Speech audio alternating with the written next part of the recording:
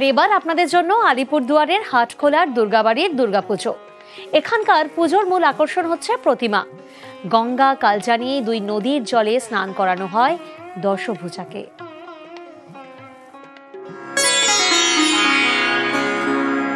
মন্দিরের পাশেই তৈরি হচ্ছে প্রতিমা। এবছর 129 বছরে পা দিল হাটখোলার দুর্গাপুজো।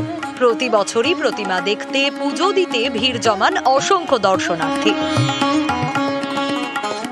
পুজোর কটা দিন মন্দিরের পাশেই বসে মেলা। আমাদের পূজাটা 129 বছরের পা দিল। এই পূজাটা প্রথম শুরু হয় সদকারপুর থেকে। প্যারি মোহন সাহা, কিশোরী মোহন সাহা, আরও যারা ছিল এখানে, এরাই আর কি প্রথম পূজাটা শুরু করে। এখানে যখন আলিপুরদুয়ারের প্রত্যেকটি বাসিন্দা এই 4 দিন যে পুজো হয় তার মধ্যে একদিন যে কোনো কাজ ফেলে হলেও একদিন হলেও এই দুর্গাবাড়িতে আসার একটা আশা নিয়ে আসে। কারণ এখানে সবাই জানে এখানে পুজো এত দীর্ঘদিন ধরে চলছে, নিয়ম মেনেই হচ্ছে পুজো।